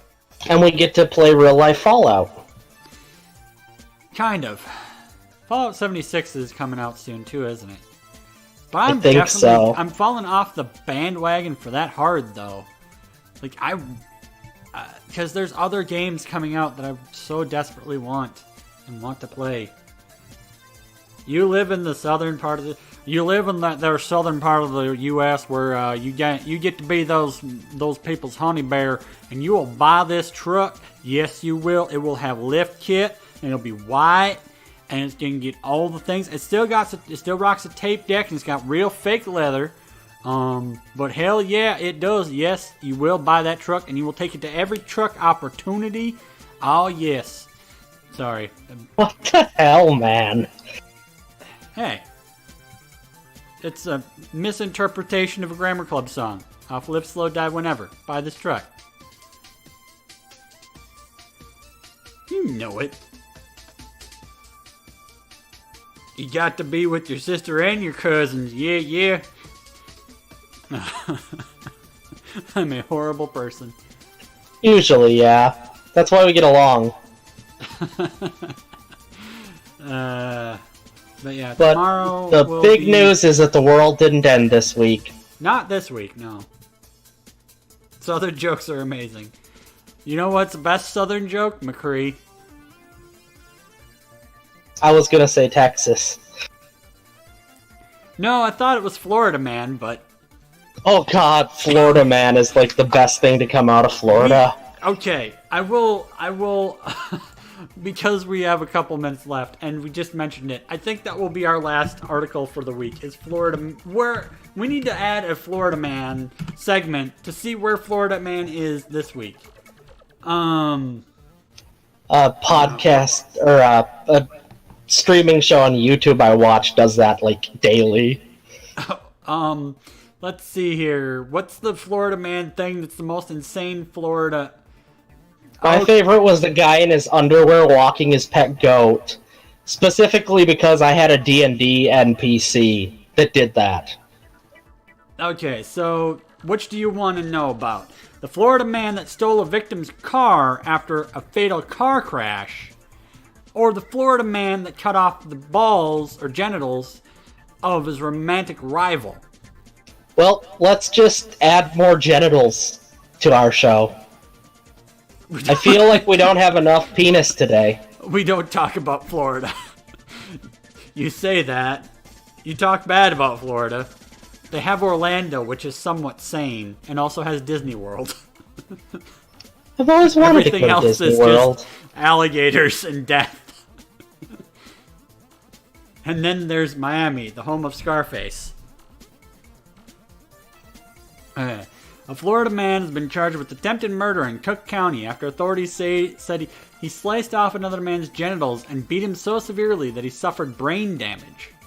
26-year-old victim, who was dating the suspect's former girlfriend, was left in a pool of his own blood, survived the attack which occurred in Des Plaines.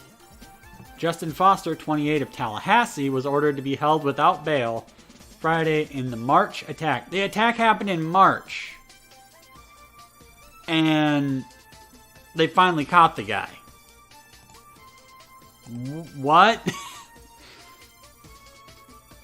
Did you say he beat him with his own penis, or just beat him after cutting off the penis? Beat him after cutting off the penis, but that would definitely have added so much insult to the injury. Okay. Foster then carved his initials into the victim's leg, cut off his genitals, and tossed them over a fence. So, he tossed the balls to an alligator. What? Apparently. I mean, because Florida's full of alligators, right? Ba-na-na-na-na.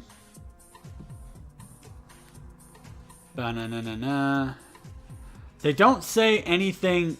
The victim will never fully recover from injuries suffered as a result of the incident, which I'm taking as he's, got no genitals no more. He has to pee through straw. An alligator ate his balls, so you're not recovering them. It's terrifying. It would have been an even more epic story if he then went back for revenge on that alligator and made himself a pair of alligator skin balls.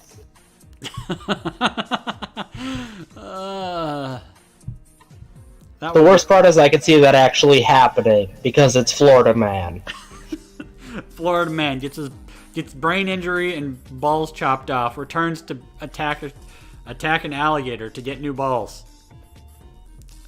More on this story at 11. That's been Atomic Silver Lining this week. Holy fucking shit. I'm glad it's a slow week. We've needed a slow week. It's a slow week that involved a lot of penis jokes, because literally every other story we found involved penises, somehow. I don't know how, but We just find these from the news cycle, so I don't know why the news cycle this week was so penis heavy. well, I mean, at least the Telltale games and Capcom Vancouver thing wasn't penis heavy. And neither was Batman, apparently, but... Batman didn't used to be penis heavy. But thank you guys. This will be going up on YouTube probably tomorrow, and I'll get the audio version for my Patreon. Patreon.com/DisdonPlays is where it's at. If you want, you can come back tomorrow and later this week for gaming-related streams. Every Sunday we do this crazy political riffing, talking about politics and the latest in gaming news. And God only knows, we might actually watch the thing that just came out today and talk about... Yo, Jay!